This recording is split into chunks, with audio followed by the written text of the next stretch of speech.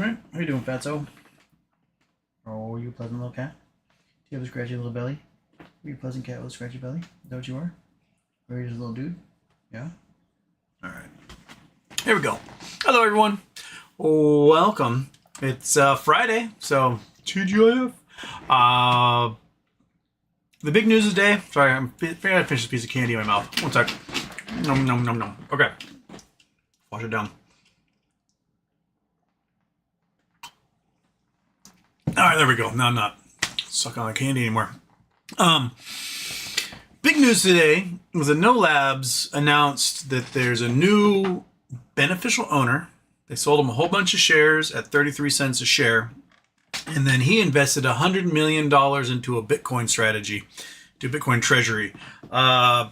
This essentially makes the company worth $100 million no matter what. I say $100 billion, $100 million, no matter what. Oh, God damn it, cat. You were so fine until I started talking. And now you just want to come over and bother stuff. Don't do it. Which essentially means the floor price for the shares should be around $14 a share now. This is something that's worked for pretty much every company in existence except for GameStop for some reason. When they announced that they're doing a crypto strategy, the market goes, oh boy! So the crazy thing is that Nolabs has $250 million in intellectual property. They are on the verge of being the only non-invasive glucose monitor in existence, and would be able to corner a $30 billion a year market. And the stock market doesn't care. They're like, short it, throw it down to a $1 million market cap. So I guess they'd do something crazy, and this is what they did. So now they have a floor price. The stock can't get hammered down anymore, and it's going to rise. What, $1.50 right now?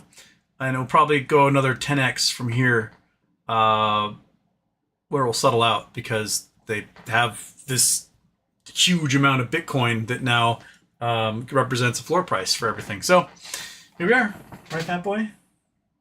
Yeah, you are such a monster. What else? Elon and Trump managed to somehow not go each other's throats today. So I am glad that I sold my puts yesterday. I was like, oh, maybe I should hold on to them because the stock rebounded over $300 today for no reason. There's like no good news for Tesla at all. Steve Bannon's talking about deporting him. Trump's even like, I can do that. There's no love lost between these two. Trump's going to cancel SpaceX contracts, going to cancel tax breaks, and cancel all sorts of stuff. Tesla doesn't have any viable customers anymore. Yeah, so it seems to me like it's going to be pretty bad down the road for Tesla. I have no idea why the stock price went up. It makes no sense to me. I think my camera just... Oh, wait, right there. Okay. On GME, just trade sideways all day. Briefly touched $30, which was max pain, and then finished below that for some reason. Cat, how much garbage do you have on you? Man, do you ever clean yourself? You're too fat to do that, aren't you? Little Caligula down here. Anything else to add? Oh, Gavin Newsom basically said, well, you know, Trump said he's going to cut off California from government services. And Gavin Newsom's like, we pay $80 billion more into the federal system than we get back. So what if we just stop sending you money? Which would cripple the government in a way. Basically, red states would be royally effed. They will not bounce back from it. I think the only red state that pays more in than it receives is Texas. I don't think there's a red state that gets more. That pays more than they receive other than Texas. So basically the entire Southeast is toast. Huge swaths of the Midwest would be toast. California is 1/7 of the entire economy, thus 1/7 of the entire federal budget, which comes to what, $400 billion a year, something like that. That's a lot of money. That's a lot of money to go, bing, gone. So yeah, the fight between red states and blue states are probably on like Donkey Kong at this point. Anything else to add? I don't know. we'll just see what you guys what's on your minds.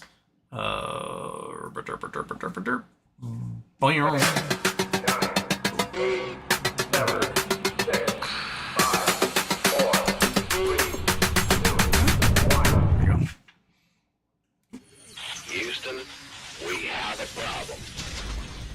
Oh, multi-stream. Gotta turn that on. YouTube. That's got to go live chat. And then multi-stream. That's right. There we go. Okay. Fatso? You gonna bother my stuff? You want drugs? Fine, we'll give you drugs. Over here, come on. Snort your lines. Get it over with. Yeah, it's right there. Okay. Bex was number 1. Murphy Studios was second. Chris Taylor, third. Bex, Houston, happy birthday. What's going on, Nolabs? What is Ron about? Ron's staying on as co-chair of the board. He still has like a large chunk of shares. I need to talk to him. I need to figure out exactly what is happening with Nolabs, because I talked to him back in March. We had a little phone conversation, and I had mentioned what Beyond had done, or Overstock had done originally with T0, and how that got the shorts off their back for a while, and that Beyond was now going to start digitally issuing shares in their subsidiaries, etc., like they did with Baby. And he's like, "Oh, I've never even heard of this stuff," because he's not spring chicken. He's not hip to the latest techno babble from various things. So it looks like he went out and he talked to Bitcoin people, and he's like, "Hey, I see these Bitcoin strategies are working. Let's get somebody on board who does this stuff and is willing to, make a large chunk of this company into a Bitcoin strategy, a Bitcoin treasury." To me, it's a giant fad, but it worked at the moment. So, he is giving up some control to this person, and I hope this person doesn't make the company only a Bitcoin strategy, that they still move forward with research and development and use technology, because the technology is amazing, and this is stuff that needs to get out and to be used, because it can benefit society as a whole. So I'll have to have another phone conversation with him and see what the plan is from here. Murphy Studios, been watching Singles today. Wish I could have been mid-20s in Seattle in the early 90s for the chance to meet Bridget Fonda at a coffee shop. Do kids even exchange garage door openers anymore? Yeah, how about you? You weren't even alive then. That was like 20 years before your time. Singles is funny because you can go on a singles tour and see all the spots and like the apartment building where they all lived, and go to different. Some of the bars still exist, some of them don't. I remember when that movie came out. It was like such. I don't know. Like, it was kind of funny for people in Seattle to see it, because we're like, all right, this is kind of playing off the stereotypes of the grunge scene. But then everyone in the grunge scene participated in the movie, and Eddie Vedder and Lane Staley and stuff were doing music in it, and I don't know. It's a good story. It's that if you want a genre, time period specific, geographically specific, not necessarily rom-com, but it's along those lines, kind of. I don't know. It's a good movie. It's a good movie. At least I saw. Woohoo! No Labs. I've been averaging down and worked my way back to 1,000 shares. When do we see explosive price action? My guess is it'll probably be a fairly slow burn as they build up to a $100 million market cap.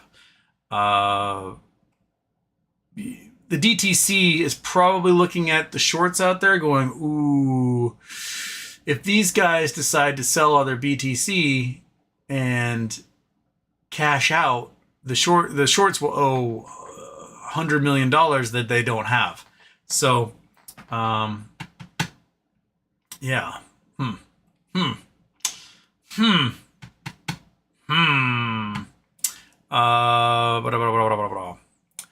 Michael Ahero. So I guess No Labs diagnostic device division is still run by Ron, but protected with Greg by Greg with the Bitcoin. That's what it seems like. That that this is a strategy specifically to insulate it from the shorts being able to short it too far. Because what happened was, they were forced to do this reverse split, which sucked, right? And they went down to like a 2 million share float.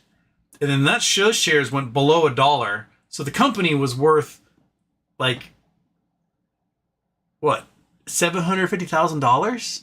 For a company that's $250 million in intellectual property and the ability to corner the market in a medical device field that would basically just be printing money from insurance companies at that point, is insane to me.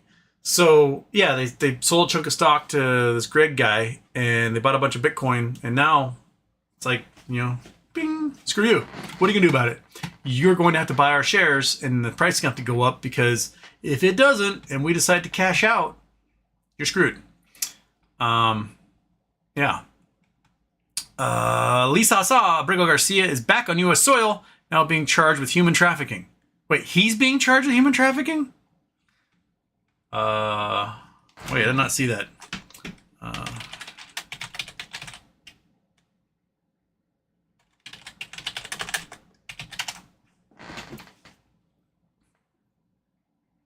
Brigo Garcia back in U.S. face charges of helping traffic thousands of migrants. What? What the hell is this bullshit? He's faced criminal charges for allegedly transporting undocumented migrants within the U.S.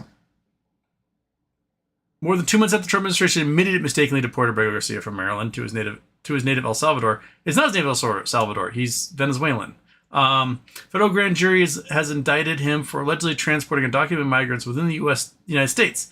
2-count indictment, which was filed under seal in federal court in Tennessee, has last month and unsealed Friday. Allegedly, Brigo Garcia, 20, participated in a years-long conspiracy to haul undocumented migrants from Texas to the interior of the country. He was scheduled to have his initial court appearance Friday in the Middle District of Tennessee. Brigo Garcia's return follows. What the hell are they talking about?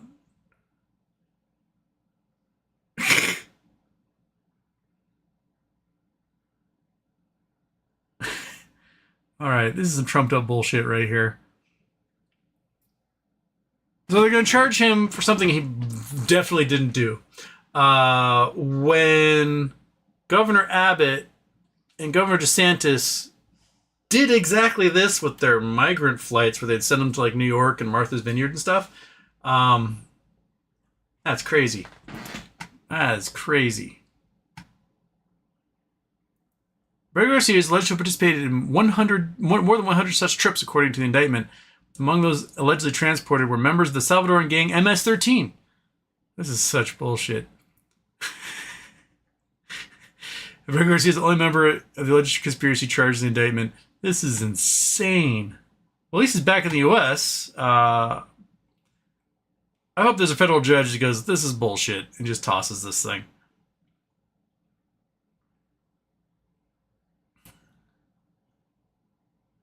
How come I didn't hear about this? When did this come out? Oh, just a couple minutes ago. Well, there you go. That's why I didn't hear about it.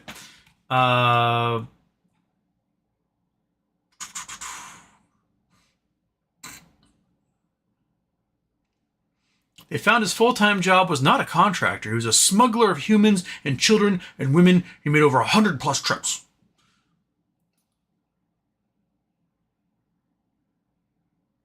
Oh, okay. It says here that the attorney the federal attorney was originally asked to make these charges resigned, saying this was politically drummed up and basically horsepucky.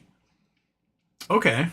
Well, that will show you exactly how good this is going to be, because this may mean that attorney might get called as a witness now for Brigo Garcia to be like, no, this was bullshit. I wasn't going to file this.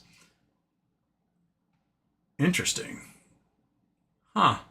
Well, you're in a fantastical fascist authoritarian state when they start doing the trumped up charges on people.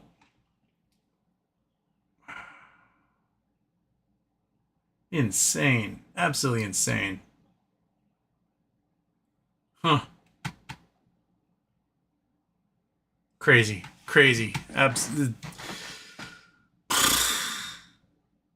What the fuck is this country coming to, man?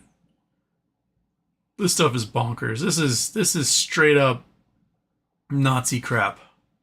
And the thing is, we got to take, because it's Pam Bondi, the Attorney General, we got to take this seriously. So it's going to have to go through the whole court process, blah, blah, blah.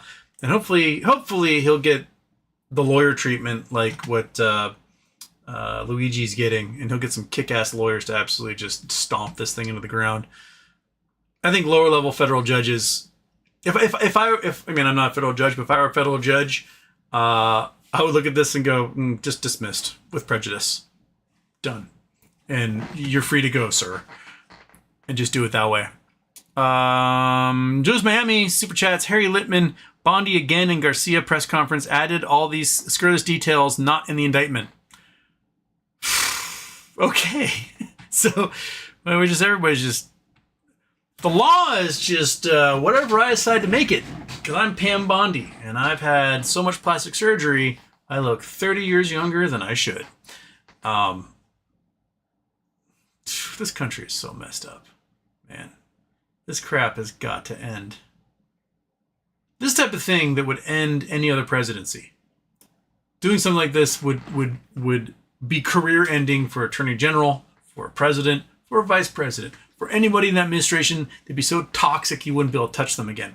But they've managed to somehow spread their poison everywhere and infect everything that our ability to be like, oh, that's insane, illegal. Oh, well, move on with my life. Is so different. Just a few years ago, people wanted Obama canned as president because he got Dijon mustard on a sandwich, because he wore a tan suit. That was a sign of the times that the end was upon us, that America was over, because someone got Dijon mustard. How dare they get brown mustard when there's perfectly good yellow mustard to be had? And here we are now, trumping up charges on some poor refugee who fled an authoritarian government to somehow find himself mixed up with another authoritarian government. I hope all those Cubans who wet-foot, dry-footed their way in here, I hope they're seeing now exactly what they voted for. They're not going to be protected because they voted for a Republican. They've got a goofy-ass last name, and they're refugees, and they were undocumented when they came here, that everything they have can just be taken from them on a whim by this dude and just blown away.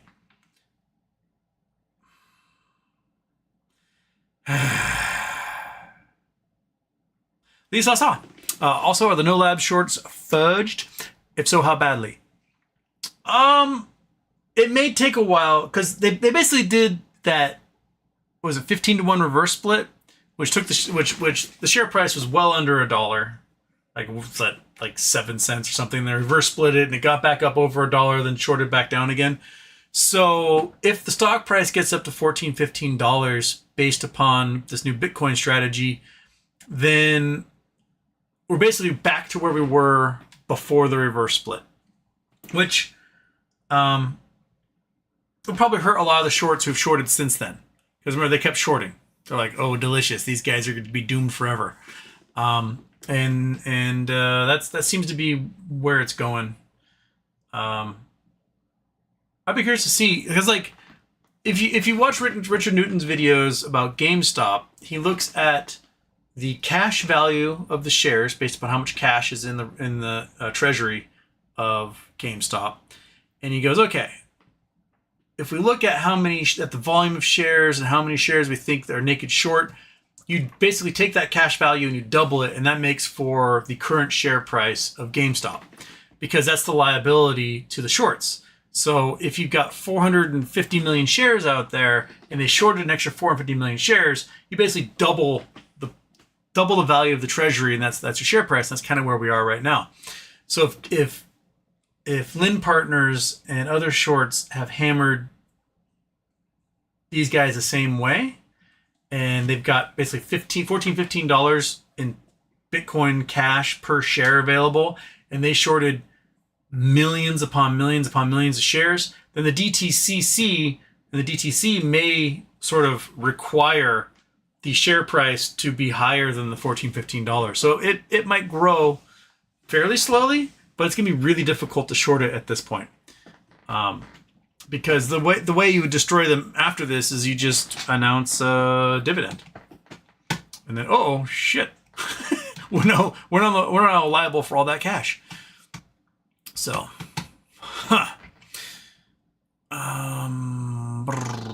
Brandon Wells, sub BBY, sub Nolabs. I don't think I have anything on BBBY. Oh no, there's a conference scheduled for the DK Butterfly and Ryan Cohen in the 16B case. It's a type of pre-trial conference that's like settlement conference. Like we're going to settle this crap and not take it to court. So that's happening. And Nolabs, you obviously know about. Brandon Wells, who is Greg Kidd? I don't know who Greg Kidd is. Let's look up who Greg Kidd is. Greg Kidd, politician. Greg Kidd for Congress, Nevada District 2.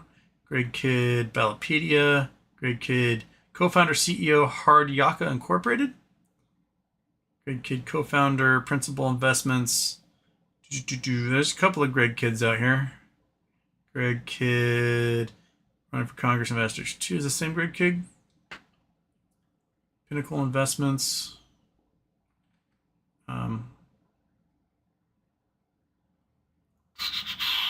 Business Wire, Greg Kidd.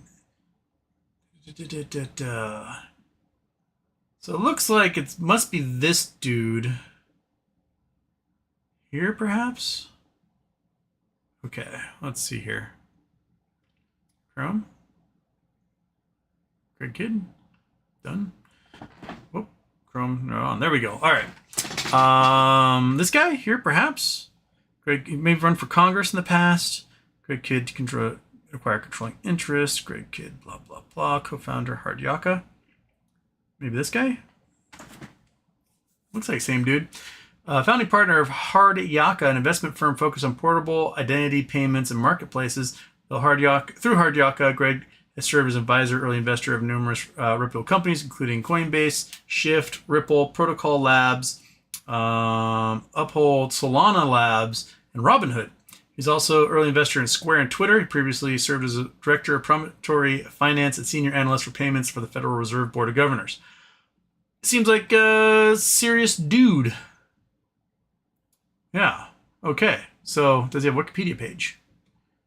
Do you have a Wikipedia page there, Greg Kidd? Former Ripple exec. So, okay. Oh, yeah. So he's an executive from Ripple, and he buys Nolabs of Bitcoin. Okay. So,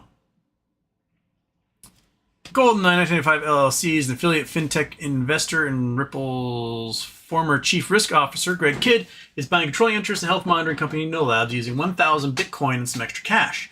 US-based medical device company Nolabs develops non-invasive health monitoring tools. GoldenEye purchased the company's common stock, adding the value of 1,000 Bitcoin, currently selling around $105,000. Some extra cash to determine how many shares LLC will receive.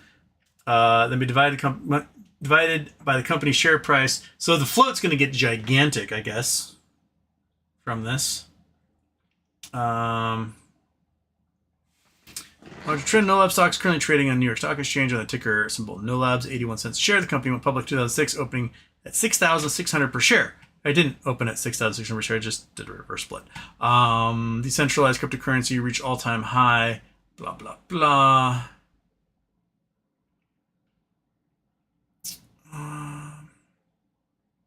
The company, which has long held Bitcoin reserves, announced in February that it purchased 871 additional Bitcoins for $88.5 million, bringing its total Bitcoin count to 3,192. Wait, Nolabs or the GoldenEye? I didn't hear about Nolabs having 3,192 Bitcoin. That seems like they would want to say that. Must be the GoldenEye one. It's poorly written. Huh. Well, there you go. Greg Kidd seems like he's... Oh, crap. I forgot about her. Oh, shit.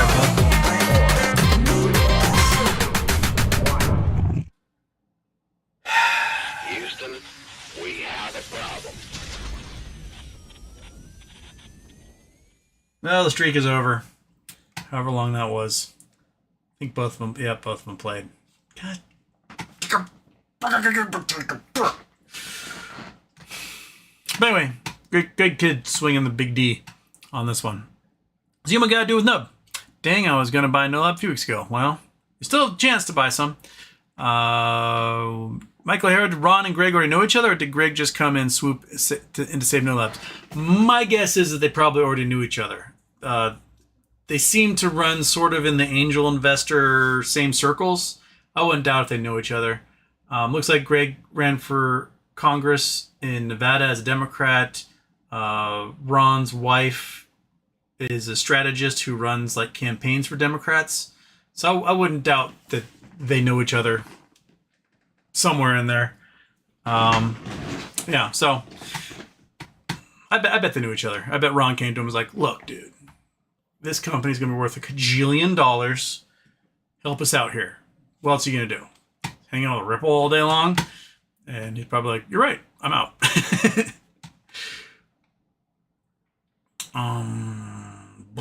Lisa saw Trump is most likely to gift his Tesla car to A, Ramaphosa, B, Bukele, C, Jinping. Xi Jinping. All I know is that he demanded it be taken off because they were the one just would be parked in front of the White House. That's sort of an advertisement for Tesla, and he demanded that it be removed. So I have no idea where it's going. He should just have it be used as target practice for I don't know, Quantico or something.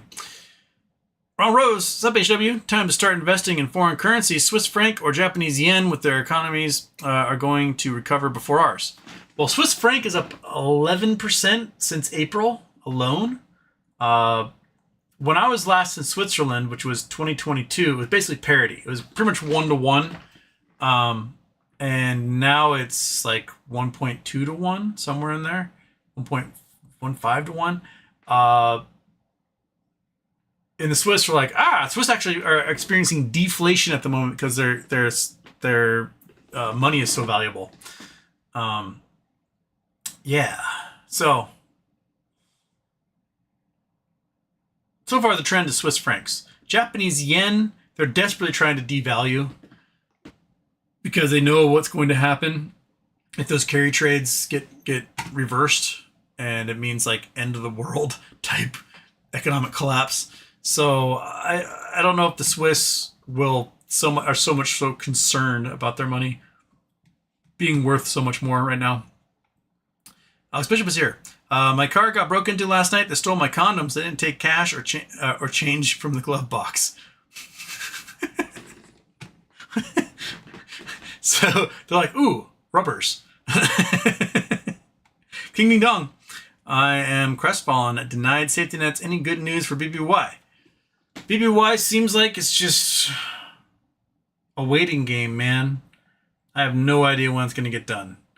Garlow hopes up, we do some chin stroking, and then it's just nothing happens. I'm still waiting for payments to start going out for those Class 6 folks, and it'll give us a better idea as to when all this will be done. What do you think, Fat Boy? Yeah. King Ding Dong? Yeah. Restaurants are looking for help, man. Go get a server job. It's probably the quickest way to make money right now because it's restaurants and who was the other one that are like the only two industries that aren't slowing down hiring. But especially restaurants because they're chasing away all the immigrant labor in restaurants. They need people desperately. Grape Knowles, Houston. Thank you so much for giving me something to look forward to for years. You are one of my favorite parts of the internet. Okay. Can you go over your game theory ideal play-by-play for GME and BBBY? I could do that again. So if, it's all if, Ryan Cohen has something to do with BBBY. So we're assuming he's never come out and said, I'm not doing this, which he could legally do if he's not having anything to do with it. Instead, he's not saying anything, which tells me that he's got something to do with it. So let's say the shell of BBY emerges and GameStop reverse merges into it. A couple things happen. One, there's a waterfall payment. We don't know how big that waterfall payment is going to be to the existing BBBY shareholders. Anywhere from $1.50 to around $100 a share, probably, to those folks. So there's going to be cash infusion in the tens, hundreds of thousands, or millions of dollars, depending on how many shares folks have at BBBY. They'll likely get a 1-for-1, meaning, if let's say GameStop changes tickers and becomes a new Teddy or something like that, the BBBY folks will probably get one Teddy share per. And that means the shorts from BBBY merge with the shorts from GameStop into this new entity, making everybody short on all of it together, which could come to the billions of shares. If the cash payout is significant, $10 a share, $100 a share, that could mean as much as $50 to $100 billion in cash payouts and payments in lieu being owed to the BBY folks, while also being incredibly underwater on these shares. So if you shorted BBBY at 7 cents and it merges into GameStop at $30, you're screwed. Like that's like thousands, tens of thousands of percent you are now underwater, and you've got to go make good on that because you're going to get margin called like crazy. The BBY folks would also likely receive warrants, perhaps a 1-for-1 on warrants. So you pay a penny, you receive a warrant, which is basically like a call option, but for one share at a set price. And you set the price well below the market. So if the stock price is trading at $30, you set that warrant at $5, $10, something like that.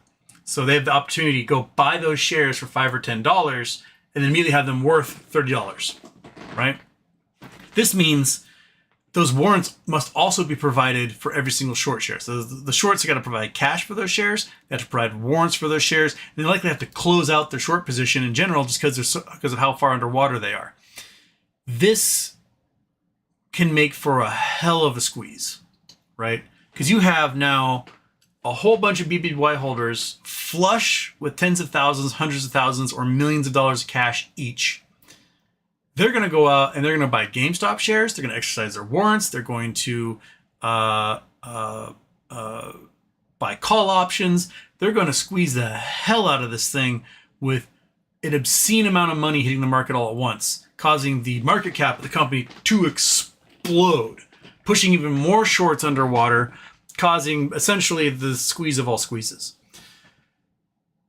That's kind of the ideal situation, is it's cash, it's warrants, it's new equity in the re-emerging company. And that those three things alone force the stock price to do things that stocks have never done before. I'm talking, if they're 5 billion short, they just spent $50 to $500 billion in cash. That's starting to drain prime brokers. This is like bring banks down kind of money. And they got to go on the market and close these positions, and they got to go on the market and buy these warrants. This is the type of squeeze that can force the price to go to tens of thousands, hundreds of thousands, and more per share as they're forced to close this stuff out. This is government intervention size calamity. So yeah, it would be pretty remarkable. It would be life-changing for every single solitary BBBY holder. And that's kind of... I think that Ryan Cohen is dastardly enough that he could do something like that. My fear is that the other billionaire class in Miami have gotten a hold of him and are like, let's slow our roll a bit. You like being in our billionaire club. You like coming to our polo games and sitting courtside at basketball and doing all the billionaire stuff. We'd hate for something to happen to that billionaire status of yours. So, that's my fear, is that he's been wowed by the glitterati, and that's who he's like playing with now. And then for some reason doesn't do all the stuff. Yeah. KDD Gaming says Richard Newton is a nut. I mean, he's a measured nut. I'm not religious, so it's like little religious stuff at the beginning of each episode. I'm like, it's not for me. But he does a pretty good job parsing the mathematics behind this stuff, and he gets things wrong. I get things wrong all the time. But when I look at the math he does, it makes sense to me. It seems pretty on. He seems to identify the patterns fairly well. My one criticism is that in his patterns that he has, he assumes it's all market mechanics when oftentimes the price is dictated not by the market mechanics but by the actual actions of the company doing things like dilution of shares. So announcements from the company seems to affect the price in a negative way, more so than, the shorts just happen to have finished their buying spree. So that's my big criticism of him. But I think for the most part, his videos are, they're pretty informative. I'm picking up what he's laying down on those. A good nut. Yeah.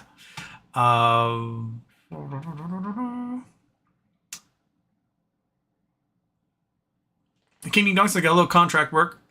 Just don't know how much pay it will be in the end under NDA. Oh, well, at least it's something. Great Knowles Houston. Thank you for, did that one. Corporate Walnut, hello from a chateau in France. Hope that chateau is very fun for you. Olga Notswatsky. Latest 10Q Nolabs has going concern notice table about, I think BTC news is totally stupid. Not sure if Ron is scamming old shareholders or what's going on. No, it's legit, Olga. It's legit. Ron's going to be co-chair of the board. Greg Kidd takes over as CEO and majority owner. And there's $100 million+ in Bitcoin now in the treasury. So Ron's going to be in charge of making sure the tech's out there, and Greg Kidd's going to be in charge of basically making sure that the stock price doesn't get hammered again. So that's how they're teaming up. Yeah. Just Mammy, Elon and Trump going at it right now. Oh, shit. He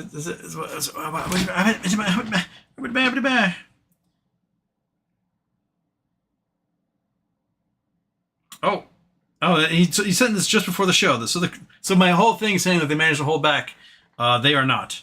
Well, heck. What we got going on here?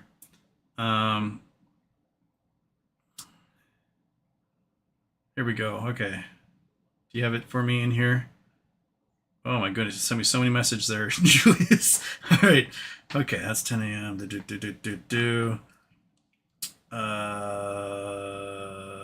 Elon Musk palling around with top Russian government officials as they carry out large-scale terrorist attacks.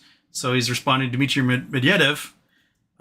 So Dmitry says, we're to facilitate conclusion of a peace deal between D and E, Donald and Elon, for a reasonable fee and accept Starlink shares as payment. Don't fight, guys. And Elon goes, ha ha ha ha ha. Reaction. Oh, crap. Elon Musk tweet about...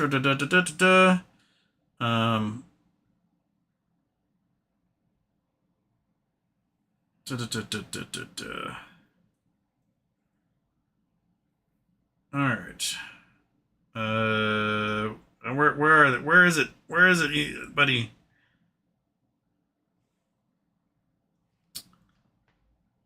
Okay. I'm scrolling. I'm not seeing... Trump on whether he's considering cutting Musk government contracts. We'll look at everything only if it's to be fair for him and the country. I hope he does well at Tesla. I don't have any plans to speak with Musk. I will take a look at Musk government contracts. And then Musk says Congress is bankrupting America. So I guess they're spitting at it. What's happening in the 24-hour market here? Let's see here. First, SPY. SPY's holding flat. Tesla. Tesla dropped about $5. Okay. It's on $295. I'm curious to see what happens on Monday. Because remember, Trump goes back to Mar-a-Lago for the weekend. Or is it Bedminster this time of year? It's probably Bedminster this time of year because Mar-a-Lago is like hot as shit. No one wants to be there. So he's in Bedminster. He's probably snorting Adderall like crazy. Elon's snorting Adderall and doing drugs. I was really hoping for some like 3 a.m. craziness out of the two of them. But maybe they're just so exhausted from just butting heads all day yesterday that they just passed out, and now they're both awake again and they're ready to do it all over again. Yeah. Katie Gaming, too bad Nolabs doesn't have calls.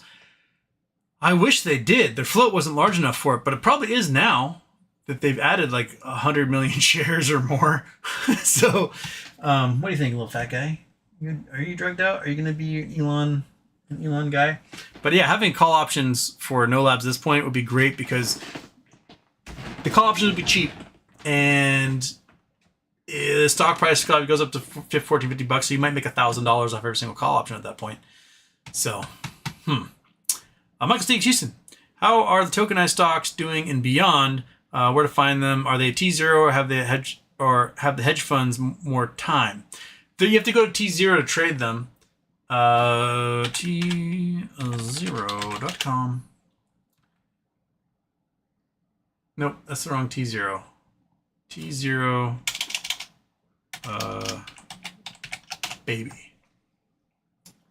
03 T0. Where is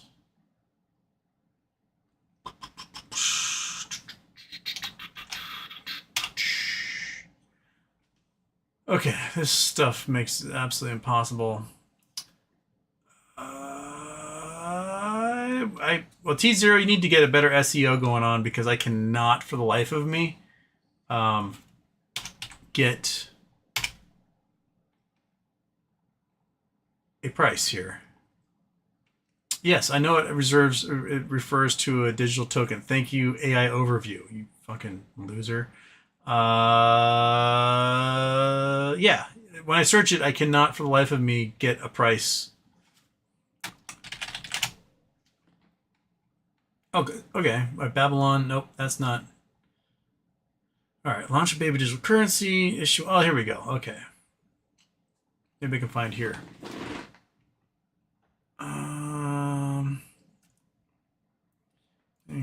VIP token. Blah blah blah. The weird thing about this whole thing is that it looks like a GoFundMe page or like Kickstarter or something. So we've got Zion Peaks Incorporated, buy baby token, minimum investment $100. So they've raised $325,000 so far to their $1.2 million max. So you can buy it for $10 a share, but if you already hold Beyond Incorporated, you can buy it for $5 a share. The most you can invest is $20,000. Non-voting rights. It's very strange. It's a very weird setup to me.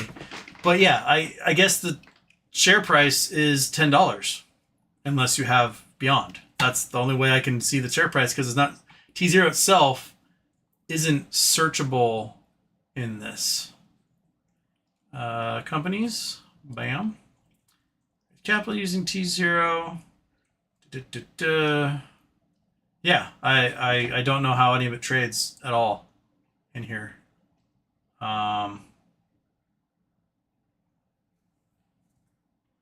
what's going on, Fat Cat? You done torturing me? Is that what's going on? Huh?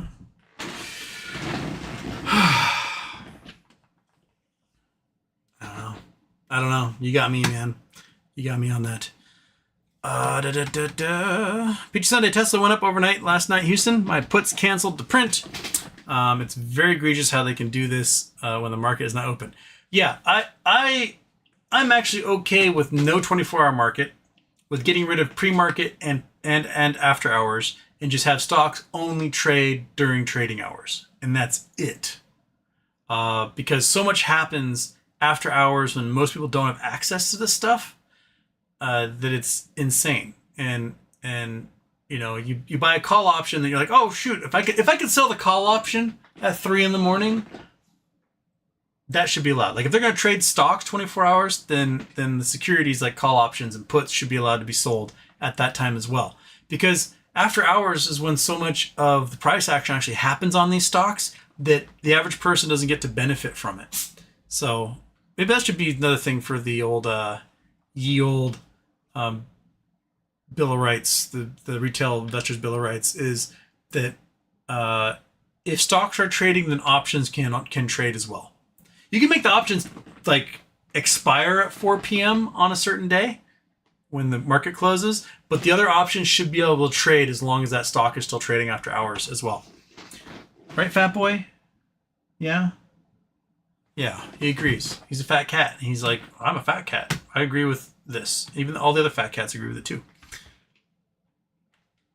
Robert Manson, if no other catalyst happens first, how bonkers do you think GME will be right after the waterfall? I think 2021 will look like child's play. I agree. If waterfall payment goes out from BBVY, you can bet that a majority of that cash is going to be used to purchase GME related securities. Why are you back up here again, huh? Little freak. Yeah, and it would just mean like, remember what happened? Part of the reason 2021 was so robust was because people had nothing to do and a bunch of cash on their hands from COVID payouts. You know, $1,200 here, $1,400 there, whatever. Just they had a bunch of cash sitting in their account, and like, well, if I could double, triple, or more of this right now, why wouldn't I? And so they just dumped it in the market, which meant billions of dollars going into GameStop from retail investors who don't normally have that kind of cash to spend. If you have, 500,000 BBBY holders, I'm not sure how many there are, but that sounds perhaps that many, all of a sudden having hundreds of thousands or millions of dollars each, that's billions upon billions upon billions of dollars going into GameStop all of a sudden, all at once. And we're talking people that have been thinking about these strategies for years. So they might buy a whole bunch of call options. Oh, it's trading at $30. I will buy a whole bunch of 29s. I'll buy 7 million trillion billion 29s call options, tens of thousands of them, get this thing absolutely loaded, and then I'm going to start buying shares. And so they start making blocks for tens of thousands, hundreds of thousands of shares all at once, pushing this thing, and they start executing. So you buy, because you can buy up to 220,000, somewhere around 220,000 call options before you have to start reporting because it'd be at a potential 5% ownership. So you could buy, let's say you buy 200,000 and you buy a bunch of 29 in the money, bunch of 30, bunch of 31, 32, 33, 34, and you buy up all the way through. And then you start buying, the 2 million shares you'd be able to purchase outside of those call options, and you start putting lit orders. All of a sudden putting the 29s in the money, putting the 30s in the money, putting the 31s in the money, and you start executing, which means, a million shares here, 2 million shares there, start executing for all these people, one after another. Boom, boom, boom. Putting the 33s in the money, 34s in the money, 35s in the money. You could absolutely load up the entire options chain so insanely that way that there could be more options out there being executed in contracts than shares that exist. So all you need is basically, 4.5 million contracts to equal the float, the current total shares outstanding of GameStop. And if you think 500,000 people, all with tens of thousands, hundreds of thousands, or millions of dollars each, couldn't get that many contracts, think again, because there's about to be more money in those people's hands than there is in the market cap of the company itself right now. And that should be very exciting if and when that happens. Oh, shoot.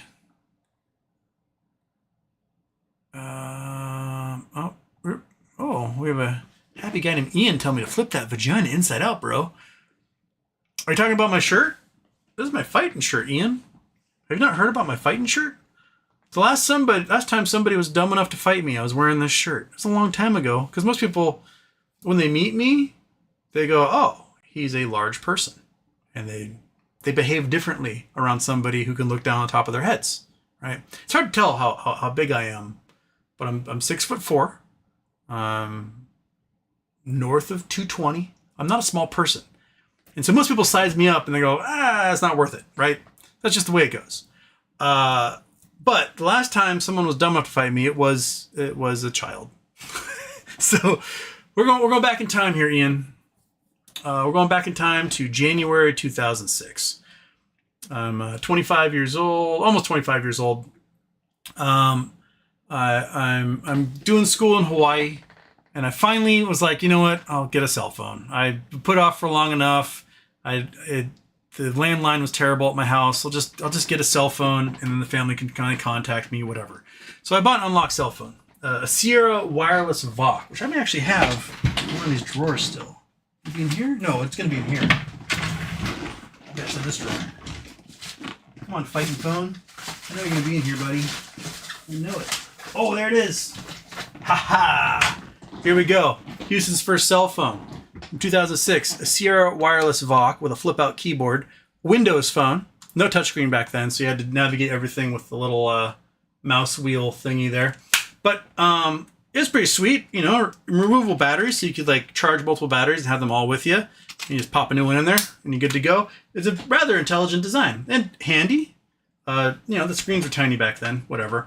So anyway, Houston's got his Sierra wireless VOC.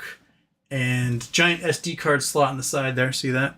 And because I didn't want to get tied into a plan and like stuck with some phone payment and then all of a sudden be like, I hate this company.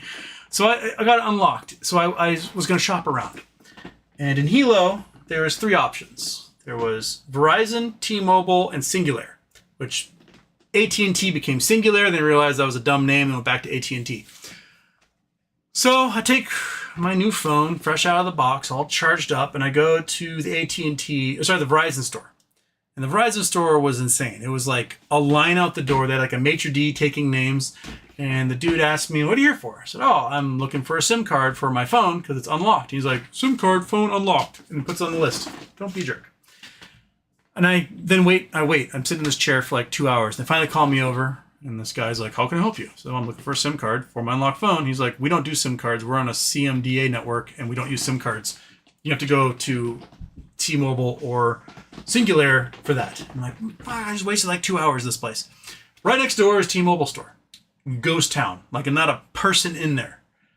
And there's like 4 people, and they all help me, and they show me the plans, you know, this many minutes, this many text messages, blah, blah, blah, blah. It's going to cost you $49 a month, etc.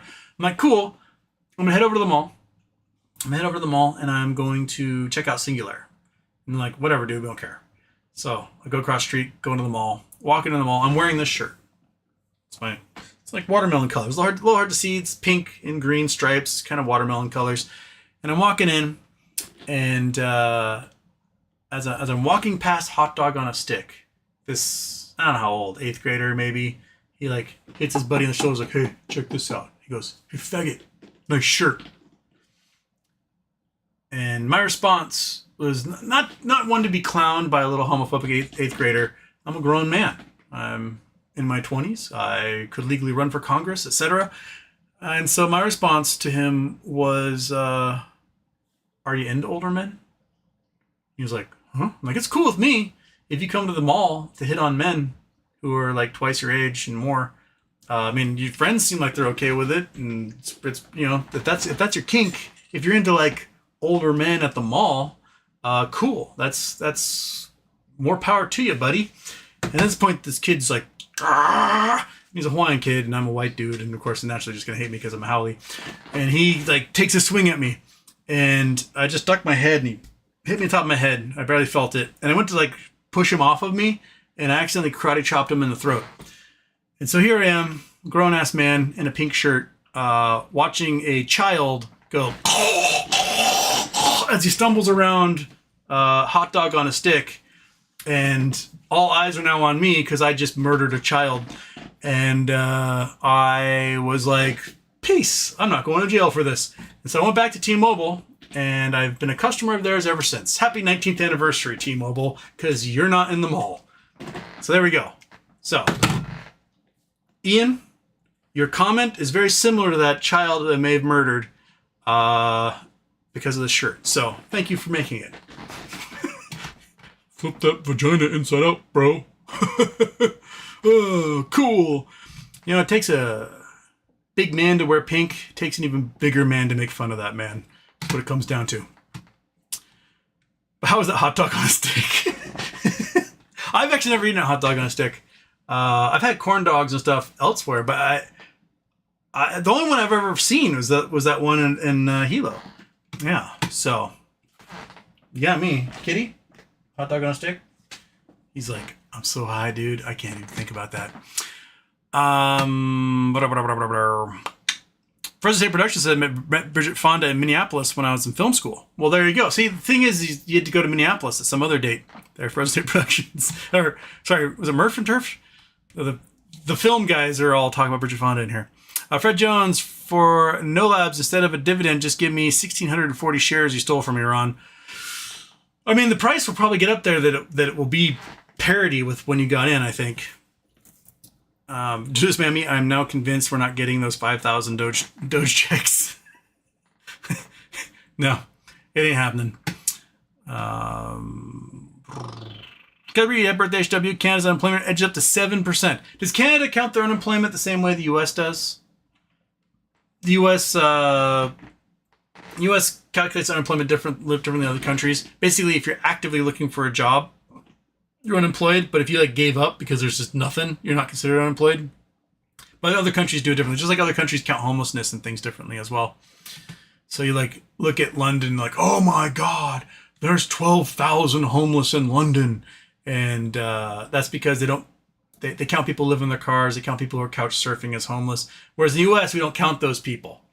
So Seattle's we've got 12,000 homeless people, and there's way more people on the street in Seattle than there is in London, because if you're living in your car, you're not homeless. Your car is your home. If you're surfing someone's couch, you're not homeless. You're on a couch. It's only if you are actively on the street or in a tent you're considered homeless. But yeah, I'm sure Canada's going to have a bit more problem. But once they get things ironed out and they get trade deals with countries outside of the United States, I think they'll probably do okay. They still need a giant, massive, huge correction on the real estate market, though. And that'll probably be a tough pill to swallow. Kelly Reed also, Russia offers Elon asylum from Trump's feud. This is an SNL skit. Dumbest timeline. Seriously, dumbest timeline. And you know what? Elon should take it. I think Elon should go to Russia and have all of his wealth seized by Putin. Putin would love to have $300 or $400 billion more dollars. And Elon would just be stuffed into a cell, and that'd be it.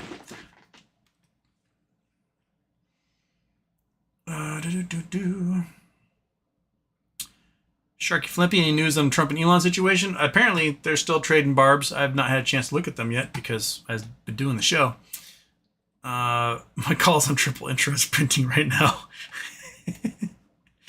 There's a party on Twitch stream. Is there? Is everyone over in Twitch stream right now? Katie Gaming says, I downgraded my cell phone to Helium for $15 a month. It's been all right. They have a free plan, but while doing cell phone interviews, I blew through that. Saving 75%. Noted. Mint Mobile, I think, also uses that plan. Right now, I'm on a family plan, and it's, 6 of us on there? And it's $200 a month total, which isn't too bad. It's unlimited everything. And we get international calling, and I can go overseas with it and have all that stuff. Right, buddy? Right?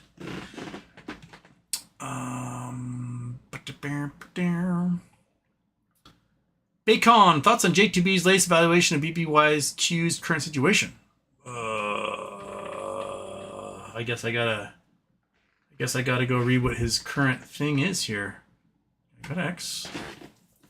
Go to Smoho. Wink. Okay, what's his current deal here? All right, let's have BBY post. I want to chime in with some thoughts, opinions about discussion relating to Mr. Kerzon's shareholder motion and scheduled hearing. Warning: this post will be positive. Too long, didn't read.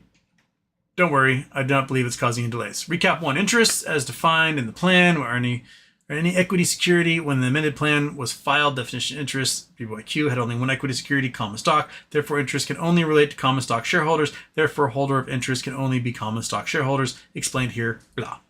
The holder of interest does not refer to bonds. Bondholders have their own independent definition of the plan. Explained here. Blah. Recap 2. I believe that the purchaser, as defined in the plan, is RC, and also believe that he is the holder of interest. Explained here. Blah. And here. Blah. I believe the answer to why has nothing happened yet. is and has always been a result of RC not having exculpation protections afforded by the plan explained here. Blah. I confidently believe that this is because his exculpation protections were removed as a compromise for the plaintiff from his class action lawsuit, Gratia, instead of complying with their demands for extensive information about all parties and interests in the Chapter 11, and all transactions relating to it explained here. Blah. End of recap. Please read all the explained here posts so that the rest of this post will make sense. That's a lot to read right there. I'm not doing it right now. First, let me address the delay discussion. This doesn't make sense to me for two main reasons. First, according to the plan, the injunction clearly provides a legal mechanism through which Mr. Kerzon's motion could be shooed away if it were actually going to delay anything. Because who in their right mind would pay additional millions of dollars on their loans when they don't have to?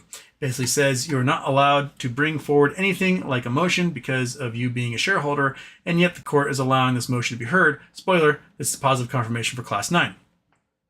Why would the debtors not use the injunction? Sorry, I need some water here.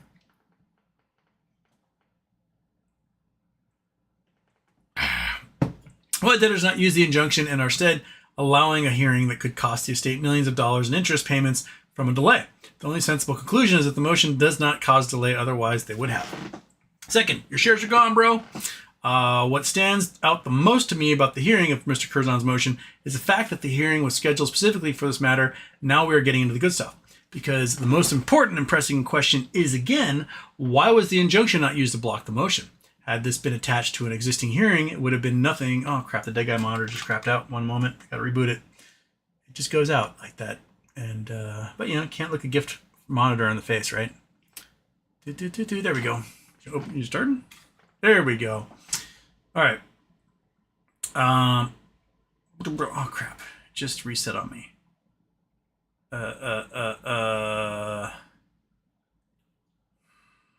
Where'd you go? Okay. Oh yeah. Shares gone, bro. Because the most important and pressing question again is why was the injunction not used to block the motion? Had this been attached to an existing hearing, it would have been nothing big. Maybe a few extra minutes or a footnote for the judge to address.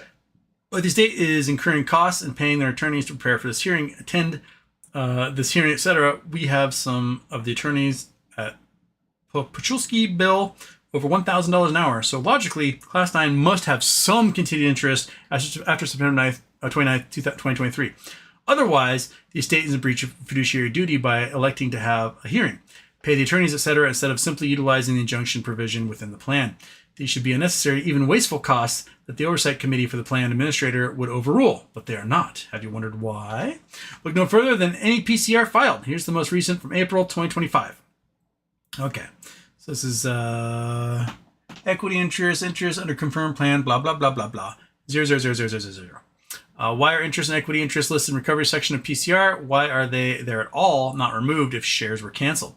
It is because there will be recovery that comes to Class 9. The purchaser is the holder of interest. Those interest rights are preserved in the plan, and since interests are common stock, it's also worth mentioning that you cannot give preferred treatment within a class.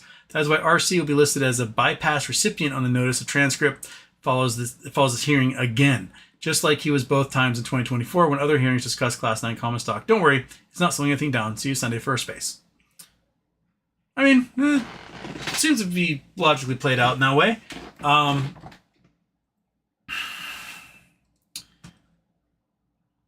Yeah, I mean, Jake, however it is that he comes to his reasoning on these things, he lays it out step by step, and he says this because this. It's like a if then else statement if you're doing programming. If this is happening, then do this. If it's not happening, do this. And it's a very logical step he does each step of the way. I still think, and I don't know if I ever really got this across when I was at that Pulte thing last year, because I had to pee so bad. But my main point was, if Ryan Cohen has nothing to do with Bed Bath & Beyond, he could legally say, I have nothing to do with Bed Bath & Beyond. If he has something to do with Bed Bath & Beyond, he could not legally say that, and he could not legally say, I have something to do with it. He would basically be, lips are sealed, tied, and bound. So to me, that's the largest silent scream in the entire business. Right? So, Yeah. Oh shoot, I gotta get going here. I do need to do like an actual real Twitch stream GeoGuessr. I keep promising every weekend to do it, and every weekend I get distracted and I don't do it. So we'll get one done. I promise. I promise we'll get one done. Anyway, I want to thank everybody for joining me today. Yeah, I think next week we'll probably see a little GME action leading up into earnings. I have no idea how the earnings are going to go, but my guess is 15 cents a share, somewhere in there. What are the estimates? I forgot to look up at the estimates. Let's look up that real quick. GME earnings estimates. Analyst ratings. Okay. So, quarter two, they're estimating 4 cents a share. Okay. High estimate's 8 cents. Year ago it was minus 12. So with all the cash they have on hand, earning about $60 to $70 million more from investing in bonds, that comes out to about 15 cents a share. So the retail side would have to lose a lot of money. And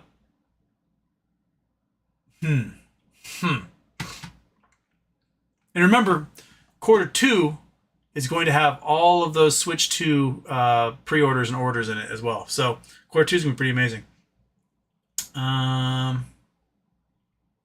Yeah, I think they beat earnings by 7 to 10 cents a share. That'd be my guess. The earnings are probably around 15 cents a share, and they're going to beat those estimates.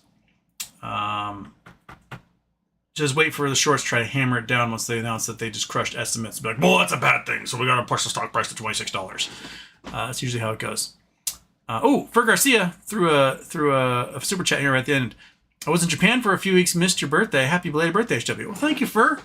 You have a great day yourself. I hope you had a good time in Japan. It's a fun country to be in. I had a lot of fun there when I was a kid. Okay. I gotta get going. You guys have a great day. I will catch you some point this weekend and for regular show on Monday. All right? Cool. How many more intros shall we do? Shall we just do a classic? Boom. Monkey even knows when I'm about to end the show. She can tell. She can tell by my language. She's like, I'm out of here, man. Get me out of this room. Okay, everybody. Have a good one.